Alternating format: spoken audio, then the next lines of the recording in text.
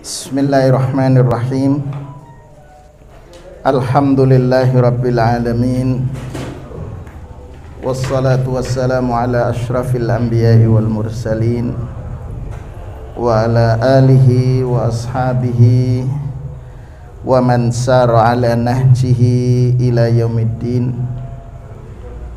Assalamualaikum warahmatullahi wabarakatuh. Subhanaka la ilma lana illa ma 'allamtana innaka antal alimul hakim.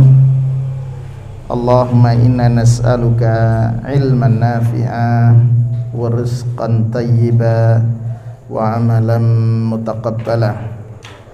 Allahumma inna na'udzubika min ilmin la yanfa' wa min qalbin la yakhsha wa min nafsin la tashba wa min du'ain la yusma. Bapak Ibu sekalian yang dirahmati oleh Allah, supaya penjelasan di ayat yang ke 59 sampai 60 itu punya gambaran yang jelas, maka ayat sebelumnya saya sampaikan. Ibu sekalian, kita coba baca tafsir dari ayat yang ke-58. Qala muallif rahimahullah, wa kadzalika yaskharuna wa yal'abuna idza adzantum lis-salati allati hiya a'dhamu qurbah dzalika bisababi annahum qaumun la yaqiluna 'anillah ma'ani ibadatihi wa syara'ihi allati syara'aha lin-nas. Wa kadzalika, begitulah mereka, yaskharuna wa yal'abun, menghinakan, melecehkan dan mempermainkan, idza adzantum ilas salah, kalau kalian ajak seru atau seru untuk menunaikan salat, allati hiya a'dhamu qurbah, yang salat itu merupakan ibadah yang paling berat, paling agung di sisi Allah.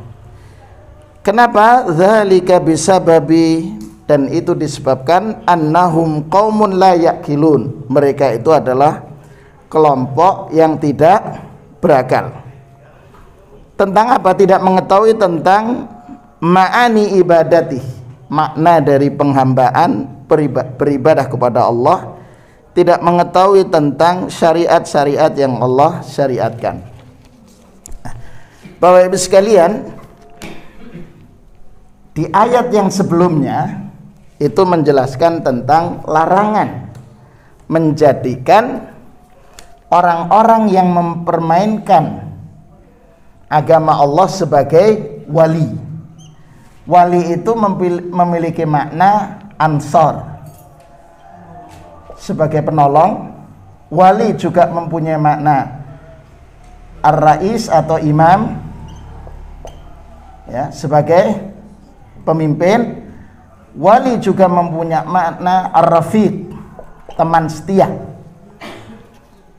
Jadi Allah melarang orang-orang yang beriman kepada Allah dan Rasulnya. Jadi larangan itu tertuju kepada satu, al-mu'minu billah, orang yang beriman kepada Allah. Kemudian yang kedua, al-mu'minu birasulih, beriman kepada Rasul utusan Allah.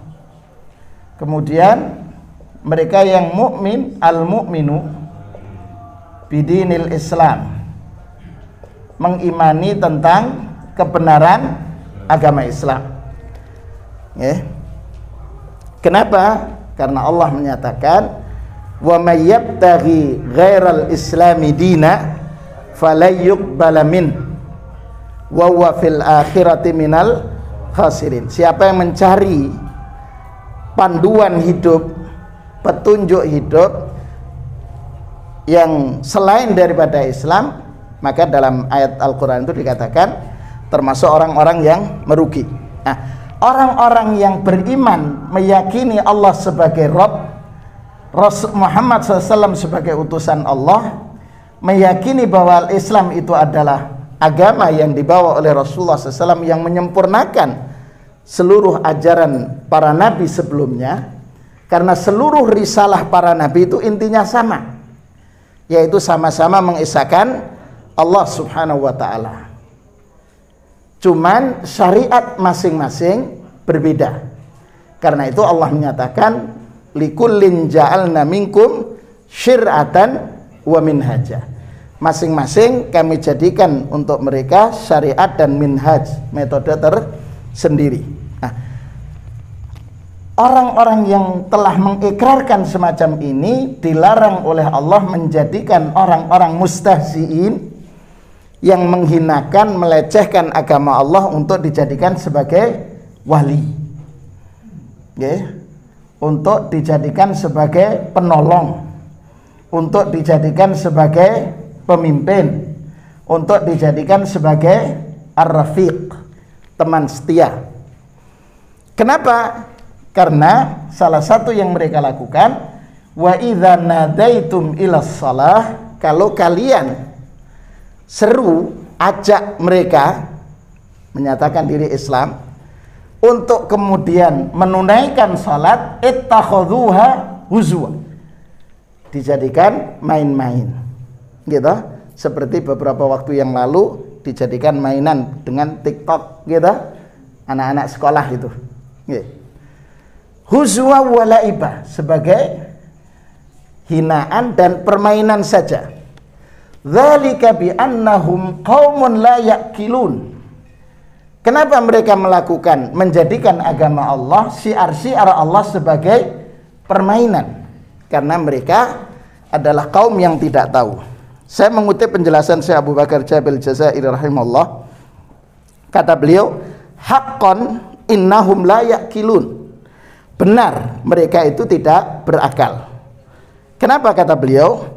Falau kanu ya'qilunal kalam, kalau mereka memahami seruan Allah itu, lakana nida ilas salah, niscaya seruan untuk menunaikan salat, yaitu kumandang azan, min atyabi ma yasma'ul uqala, sesuatu yang sangat bagus didengar oleh orang-orang yang berakal. Kenapa? Karena di dalam an-nida, nida panggilan salat itu ada seruan, ada ikrar, gitu. Allahu Akbar, Allahu Akbar, gitu kan. Kemudian ada syahadat, syahadat kepada Allah, syahadat Rasul. Kemudian ada seruan juga, hayya alal salah. Kemudian ada hayya alal falah. Jadi seruan untuk salat, seruan untuk meraih kebahagiaan. Kenapa? Li'annahu nida'un ila tuhri was-safa. Karena di dalam salat itu ada seruan untuk at-tuhr was-safa. Apa itu? Seruan untuk kebersihan hati, gitu. Karena orang yang salat itu diibaratkan mandi di air yang sangat jernih, ya, lebih jernih dari air-air yang sekarang dalam kemasan. Kemudian mereka mandi 5 kali dalam sehari. Rasulullah bertanya, hal yabqa min daranihi syai', apakah masih ada sisa-sisa dari daron itu, daki bahasa kita, nggih. Daki itu bahasa kita bolot, nggih. Apa masih tersisa bolotnya? Kalau bahasa Maduranya apa? Dalam? Oh, tahun ini nggak pilih. Apa Bu? Gede. Apakah masih tersisa? Kalau Pak Gofar tidak tahu, ini repot dong orang Madura. Iya. Kalau saya kan campuran itu. Nggih. Ini seguni atau seguni. Nggih. Jadi an-nida ila tuhur, seruan untuk kebersihan. As-safa, jadi tidak hanya kebersihan fisik, tapi safa itu adalah kebersihan kalbu, kebersihan hati. Jadi dalam salat itu ada seruan untuk kebersihan fisik, ada kebersihan hati. Makanya ending atau indikator ibadah salat kita makbul secara sempurna di mata Allah itu ketika Allah menyatakan innas salata tanha anil fahsya wal munkar. Jadi ini Pak, sesungguhnya salat itu mampu mencegah perbuatan keji. Keji ini yang dimaksudkan adalah fahisyah itu zina. Zina dan sejenisnya. Dan menuju ke arah zina. Jadi kalau salatnya benar itu mesti menolak LGBT, Pak. Gitu. Karena Al-Qur'an innas salata tanha anil fahsya. Fahsya itu jamak fahisyah. Perbuatan keji. Loh, kalau masih ada kecenderungan apalagi mendukung, berarti ada masalah di sini. Di salat kita. Wal munkar, kemungkaran. Kemungkaran dengan berbagai macam jenisnya ya. Okay. Yang kedua kata Syekh Abu Bakar Jabil Jazairi, wa ilal khairi wal mahabbati wal ulfah. Karena seruan dalam salat ini ada seruan ilal khair. Seruan kepada kebaikan. Wal mahabbah, cinta. Wal ulfah. Ulfah ini kesatuan hati. Ulfah itu kesatuan hati. Jadi di dalam salat ada seruan kepada kebaikan. Gitu. Yang kedua seruan kepada cinta. Jadi nida itu ada dua macam. Nida ila tuhri was safa. Yang kedua an-nida ilal khairi wal mahabbah wal ulfah. Mahabbah itu cinta, saling mencintai sesama muslim. Gitu. Tarahum ruk'an sujjadan. Jadi orang-orang mukmin itu walladzina ma'ahu asyidda'u 'alal kufar ruhama'u bainahum. Jadi kasih sayang antar sesama muslim. Mahabbah. Gitu. Karena itu bukti mahabbah dimulai dengan afsus salam bainakum. Tebarkanlah salam antar kalian. Kalau dalam ada yang lagu itu ya, zayyinu ad-din wassalam. Itu siapa yang ingat itu ya? Iftahiyah itu lah Pak. Nggih. Napa itu? Dalam Sabian itu.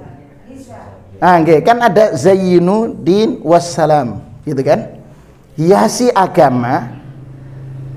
Zayyinuddin itu bukan apa? Maknanya adalah hiasi agama, wassalam dan kedamaian. Jadi Islam itu adalah agama damai. Menebarkan salam dimulai dari situ. Wal ulfah, kesatuan hati. Makanya termasuk kan dalam seruan salat itu, seruan salat berjamaah adalah untuk sufufakum, meluruskan, kemudian merapatkan saf. Ya kan? Itu seruannya. Sawu itu luruskan. Sufufakum. Fa inna taswiyatas sufuf, lurusnya saf itu min tamamis shalah. Jadi dimulai dari situ. Yang kedua, ada seruan syaddul furaj. Tutup peluang-peluang yang longgar itu. Karena ketika longgar itu ada khanzab, setan yang namanya khanzab, goda orang sholat itu. Seruannya saddul khalal, tutup yang celah-celah kosong gitu. Jadi untuk rapat. Kemudian perintah berikutnya saddul furaj, ada yang furaj, ada al khalal, begitu ya lafaz yang tersampaikan. Kemudian wala takhtalifu, jangan sampai berselisih. Wala takhtalifu, dan jangan berselisih. Oh itu kan problemnya lain gitu kan, ada kejadian. Ada kejadian gitu kan. Ini kan udah selesai gitu ya. Sudah dari pandemi menuju endemi gitu ya. Gitu. Setelah itu nanti ya biasa kembali gitu. Ulfah itu di situ. Menjaga. Wala takhtalifu fatakhtalifu qulubukum. Jangan bercerai-berai, karena kalau kita bercerai-berai, kita pun akan berselisih hati kita itu. Jadi Bapak Ibu sekalian, seruan ini Masya Allah ini. Seruan kepada kebaikan, seruan kepada cinta, seruan kepada kesatuan hati. Kemudian yang berikutnya, nidaun ila dzikrillahi wa ibadatih. Yang ketiga, di dalam salat itu ada seruan untuk zikrullah, mengingat Allah sekaligus ibadatihi, beribadah kepada Allah, gitu kan, zikrullah di sini Pak. Makanya kalau kemudian orang itu enggan diseru dengan panggilan ini bermasalah, gitu, ganggu dan lain sebagainya, maka ada problem di sini. Ada problem itu. Karena itu kata Syekh Abu Bakar Jabil Jazairi rahimahullah, kenapa mereka demikian menjadikan itu? Dzalika bi annahum qaumun la yaqilun. Karena memang tak tahu. Tidak berakal, begitulah. Meskipun punya gelar barangkali. Gelar akademiknya panjang gitu ya. Tapi bahasanya begitu. Atau bisa jadi masuk dalam kategori balhum balhum adhal, bisa lebih sesat, atau mereka kal an'am gitu, seperti binatang, balhum adhal. Ini. Nah, kemudian di ayat yang ini, kul ya ahlal kitab. Ini perintah kepada Rasul sallallahu alaihi wasallam. Perintah kepada Rasul, ya ahlal kitab, wahai ahlil kitab. Nah, saya mengutip sini. Qala Syekh Abu Bakar Jazairi rahimahullah, faqad tadhammanat ta'limallahi li rasulih. Dalam ayat ini, ayat yang ke-59 ini ada taklim. Jadi pembelajaran dari Allah kepada Rasulnya. Pembelajaran dari Allah kepada Rasul sallallahu alaihi wasallam. Apa itu? Ayyakula liulaikal yahud wal kafarah wal fajarah. Jadi ayat ke-9 ini taklimullah li Rasul alaihi salatu wassalam.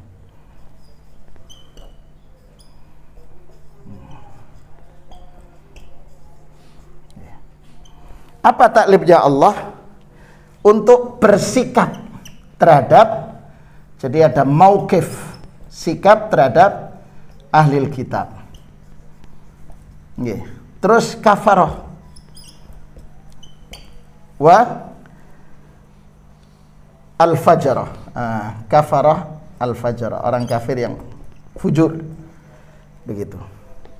Sekarang kan ada seruan tidak boleh ngomong kafir. Nggih. Jika tak suruh non muslim, atau suruh mengatakan lakum dinukum waliyadin. Lah kalau kita tanya balik, lakum dinukum waliyadin itu dalam surat apa? Nah, artinya apa?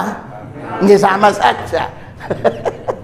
Saya dimarahi sama tetangga saya bilang kafir. Ya. Ya, kita dalam bab bertetangga ada beda, Pak. Ada hak dan Al-Quran harus dirubah. Kalau memang kafir ya saya katakan kafir, saya bilang gitu. ya. Ya. Ada Islam. Nggih. Makanya bahasa Al-Qur'an itu. Atau dalam surat Al-Bayyinah, lam yakunil ladzina kafaru min ahlil wal musyrikin. Sudah. Gitu saja, Pak. Apa kata beliau?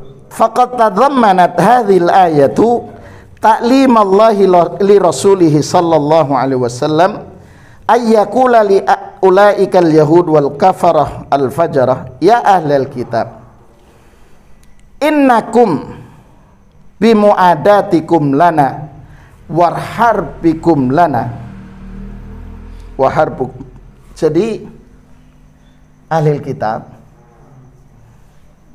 itu kan, atau dalam bahasa itu kan ada istilahnya, dalam konteks peperangan ada kafir nggih, kafir harbi nggih, orang kafir yang memerangi, ada kafir muahad nggih, orang kafir tapi membuat perjanjian dengan kaum muslimin. Ada kafir namanya zimmi. Nah, yang dimaksudkan dalam ayat ini adalah kafir harbi yang memerangi Rasulullah SAW dan para sahabat saat itu. Ya. Jadi tidaklah kalian memerangi kami illa, kecuali karena, jadi mereka kafir harbi memerangi kaum muslimin itu bukan apa-apa, Pak, tapi karena iman. Pertama karena iman kepada Allah, gitu. Yang kedua, wa ma unzila alaina, karena beriman terhadap Al-Qur'an. Yang ketiga, wa ma unzila min qabl, karena kita mengimani terhadap kitab-kitab sebelum, al-imanu bil kutub, kitab-kitab sebelum Al-Qur'an, yaitu Taurat, kemudian Injil, kemudian Zabur. Ini karena ini. Ya. Kenapa? Karena Al-Qur'an itu membenarkan yang ada dalam Taurat yang dibawa oleh Nabiullah Musa alaihissalam. Al-Quran membenarkan risalah yang dibawa oleh Al-Masih Isa alaihissalam. Kenapa? Karena risalah Rasulullah SAW adalah menyempurnakan. Makanya dalam hadis itu dikatakan Rasulullah SAW itu agama ini, ad-din ini, ad-dinul Islam, itu ibaratnya kalbunyan, seperti bangunan. Ini semua sudah dicat dan lainnya, tiang-tiangnya bagus, hanya satu saja ini dibiarkan kosong,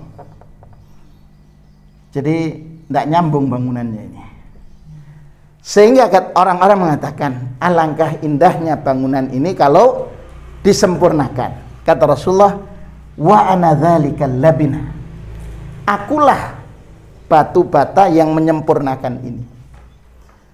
Karena itu Allah menyatakan al-yauma akmaltu lakum dinakum. Kenapa demikian? Karena Musa alaihissalam itu ketika diperintahkan oleh Allah menyeru kepada Fir'aun, kata Allah, idhab ila fir'auna innahu tagha fakul halaka ila an tazakka wa ahdiyaka ila rabbika fatahsya. Jadi Musa alaihissalam itu menyeru kepada hidayah kepada Allah. Al-Masih Isa alaihissalam yang Allah sampaikan di dalam Al-Quran juga menyeru kepada Islam, kepada penghambaan kepada Allah subhanahu wa ta'ala. Karena itu apakah engkau menyeru agar menyembah diri dan menyembah ibunya? Dia kan mengatakan Al-Masih Isa alaihissalam.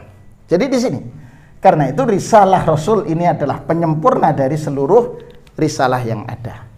Mereka kafir harbi memerangi itu karena kepada kaum muslimin, karena ini, karena mengimani Allah, mengimani Al-Quran, dan mengimani kitab-kitab yang sebelumnya. Ma takrahuna minna wala ta'ibuna alaina illa imanana billah. Tidaklah kalian membenci kami, tidaklah kalian mencari-cari kekurangan kami, kecuali illa imanuna billah, karena keimanan kami kepada Allah. Wa ma unzila alaina min hadzal Qur'an, karena kami mengimani apa yang diturunkan oleh Allah kepada Rasul, yaitu berupa Al-Qur'an. Wa ma unzila min qablu minat Taurati wal Injil. Wa kaunu aktsarikum fasikun. Wa inna aktsarakum fasikun. Dan mayoritas kalian wahai ahlul kitab adalah fasik. Apa itu? Kharijuna an taatillah. Karena mereka keluar dari ketaatan kepada Allah. Jadi mereka yang kemudian diistilahkan dengan Banu Israel. Ini semua adalah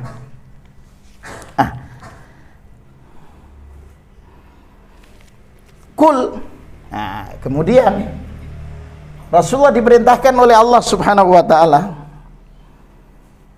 Kembali kata Syekh Abu Bakar Jabil Jazairi, faqad tadhammanat hadhil ayatu ta'limallahi li rasulihi kaifa yarudda ala ulaika kaifa yaruddu ala ulaika al-yahud ikhwanal kiradata wal khanazir. Jadi mereka mengatakan kepada Rasul sallallahu alaihi wasallam ketika mereka bertanya kepada Rasul, atu'minu. Jadi mereka mengatakan, saya kutip baca penjelasannya, la na'lamu dinan min dinikum. Jadi kami tidak tahu agama selain dari agama kalian. Kemudian dzalika bi annahum sa'alun nabiyya sallallahu alaihi wasallam biman tu'min. Jadi ahli kitab saat itu Yahudi, dengan apa kamu mengimani, atau mengimani siapa engkau wahai Muhammad? Faqala, Rasul menjawab, uminu billahi wa bima unzila ilaina wa bima unzila ala Musa wa bima unzila ala Isa. Jadi kami mengimani kepada Allah, mengimani Al-Quran, mengimani kitab yang dibawa Musa, mengimani kitab yang dibawa oleh Al-Masih Isa alaihissalam. Falamma qala dzalika, ketika Rasulullah menjawab semacam itu, qalu la na'lamu dinan syarran min dinikum. Jadi kami tidak tahu agama yang lebih jahat dari agama yang engkau bawa ya Muhammad. Makanya kemudian Allah menurunkan ayat ini, kul hal unabbiukum bisyarri min dzalika matsubatan indallah. Maukah aku tunjukkan kepada kalian dengan yang lebih jahat dari apa yang kalian tuduhkan kepada Allah? Apa itu? Malla'anahullah, yaitu orang yang dilaknat oleh Allah. Siapa mereka? Kan Allah menyatakan dalam surat Al-Fatihah itu ghairil maghdubi alaihim. Al-maghdub siapa?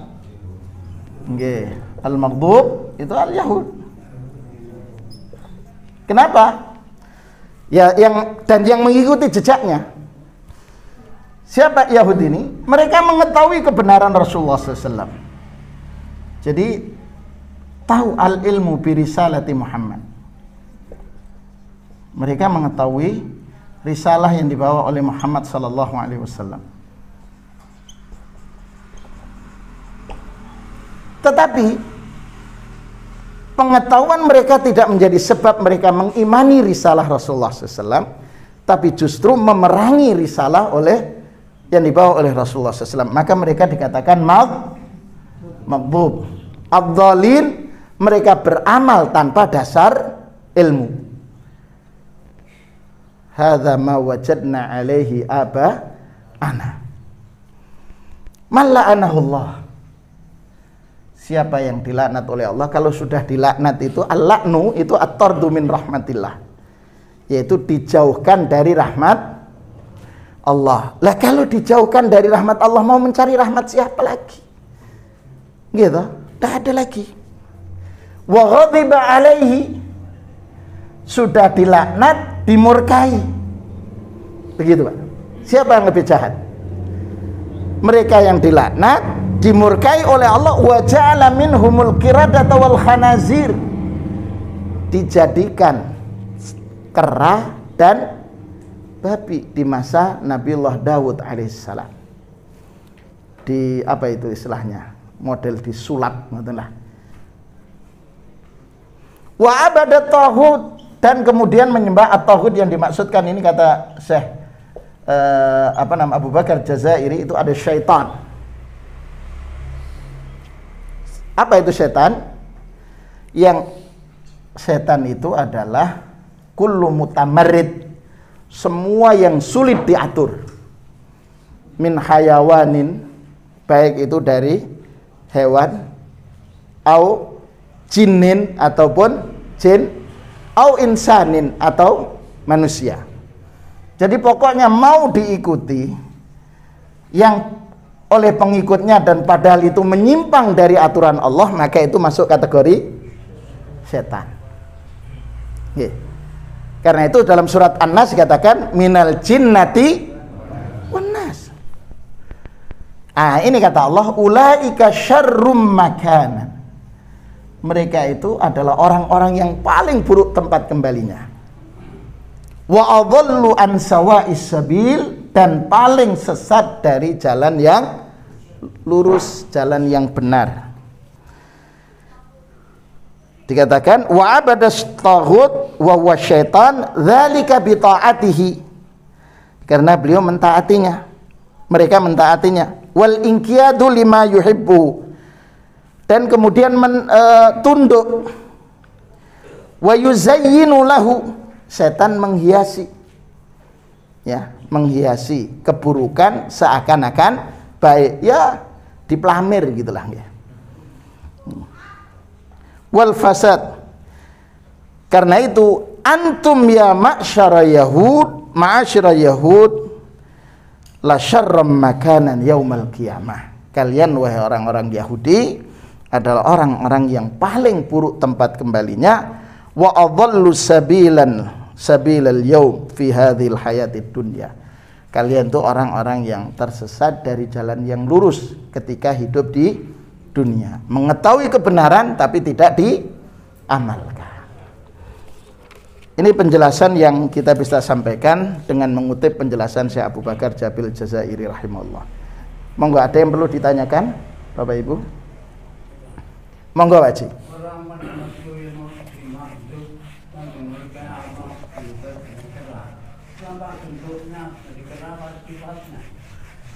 Di sini terjadi penjelasan dari para mufassirun.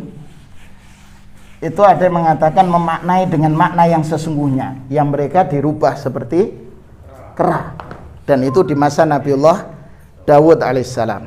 Tapi ada yang mengatakan al-mashu di situ, ya, aktivitasnya, perbuatannya seperti kera. Karena dulu orang tua kita, Pak, orang tua kita, kalau hari Jumat gitu nggih, kemudian tidak ke masjid 3 kali, kan kita pingin mancing gitu. Kalau kamu mancing hari Jumat 3 kali ndak sholat Jumat, itu nanti seperti kera. Jadi penjelasannya model begitu, orang tua kita mancing tapi buntutnya. Iya. Jadi al-mashu itu 2 makna.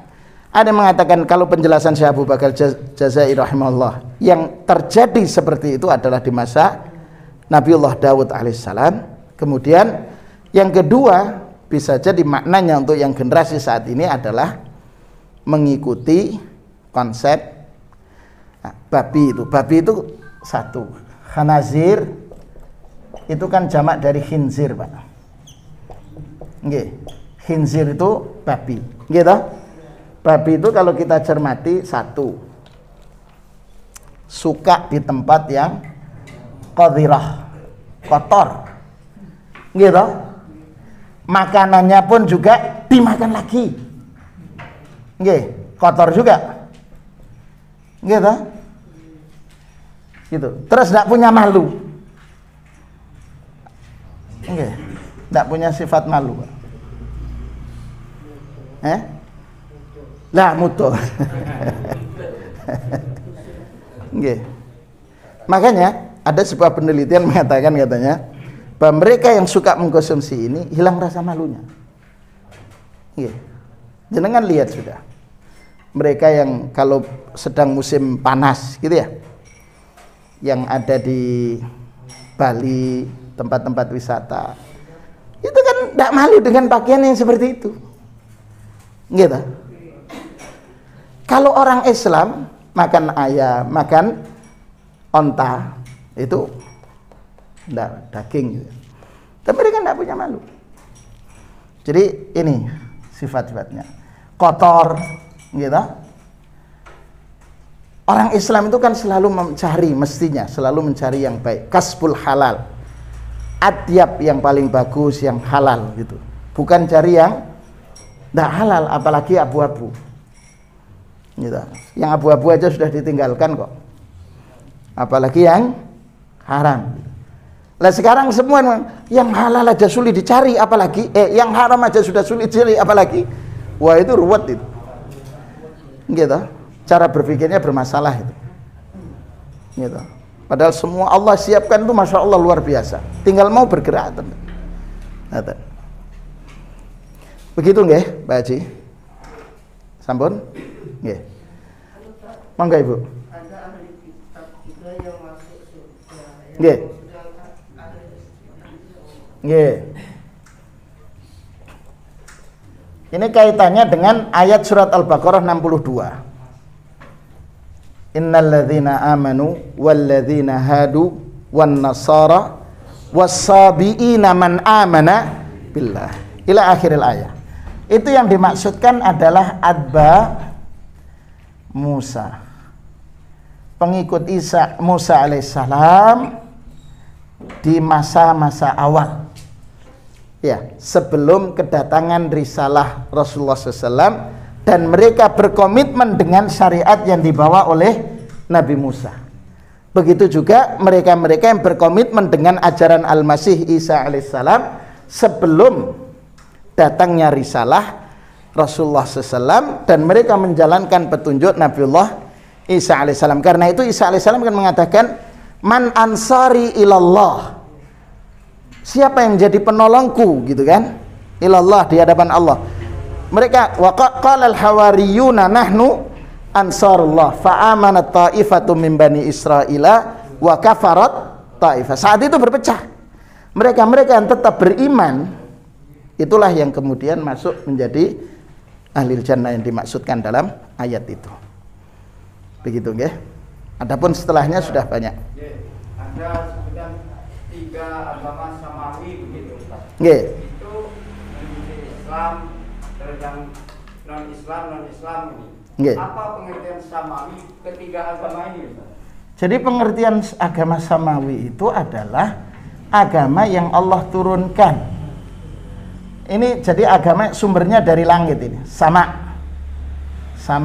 samawiyun. Ngeten. Artinya kalau dari langit itu sumbernya dari Allah. Dan sebenarnya seluruh risalah para nabi itu adalah risalahnya Islam. Coba jenengan lihat Ibrahim alaihissalam. Huwallazi sammakumul muslimin. Dialah Allah yang menamai kalian muslimin. Kemudian coba pesan Allah dalam surat Al-Baqarah. Idh qala lahu rabbuhu aslim qala aslamtu li rabbil alamin wa wassa biya Ibrahimu banihi wa Yaqubu ya baniya innallaha astafa lakumud din fala tamutunna illa wa antum muslimun. Jadi kalau di Ibrahim Islam, kemudian Nabiullah Nuh juga Islam, karena Islam itu artinya al-inqiyad, al-istislam, tunduk patuh kepada Allah, mengimani Allah dan bebas dari kesyirikan. Jadi agama Al-Masih sesungguhnya risalahnya adalah risalah Islam, risalah tauhid, makanya dikatakan dengan agama tauhid. Ibrahim pun sama. Begitu. Kemudian inilah kemudian diistilahkan oleh para penulis buku dengan istilah agama samawi. Agama samawi yang datangnya dari langit, begitu kan? Islam, Yahudi dan Nasrani. Padahal itu adalah semuanya kalau kita mengacu keyakinan kita Nabiullah Musa alaihissalam, Nabiullah Isa alaihissalam adalah agama tauhid, agama yang mengisahkan Allah subhanahu wa ta'ala. Makanya kemudian Karl Armstrong menulis buku Sejarah Tuhan. Jadi Karl Armstrong itu menulis buku Sejarah Tuhan. Sejarah Tuhan menurut Islam, sejarah Tuhan menurut yang lainnya. Dan repot itu. Begitu nggih, Bapak Ibu sekalian, sudah hampir jam 6. Mudah-mudahan apa yang kita kaji pada kesempatan berbahagia ini, Allah catat apa yang kita lakukan sebagai amal saleh kita. Hadirnya kita dalam majelis ilmu dijadikan oleh Allah sebagai sarana Allah memberikan keberkahan dalam rumah tangga kita, menjadikan rumah tangga kita menjadi rumah tangga yang sakinah, mawaddah warahmah. Rizki yang Allah titipkan kepada kita dijadikan oleh Allah rizki yang membawa keberkahan dalam rumah tangga kita, mengantarkan ketaatan kita kepada Allah Subhanahu wa ta'ala, dan mudah-mudahan anak dan cucu yang Allah titipkan kepada kita dijadikan oleh Allah menjadi anak dan cucu yang saleh dan salihat. Kita dipertemukan oleh Allah di surga bersama mereka, dan Allah mengantarkan kita menjadi orang-orang yang husnul khatimah. Amal kebaikan kita pun juga yang amal terbaik di mata Allah Subhanahu wa ta'ala. Kita akhiri dengan membaca doa kafaratul majlis. Subhanakallahumma wa bihamdika asyhadu an la ilaha illa anta astaghfiruka wa atubu ilaik. Mohon maaf atas segala kekhilafan. Walafu minkum. Assalamualaikum warahmatullahi wabarakatuh.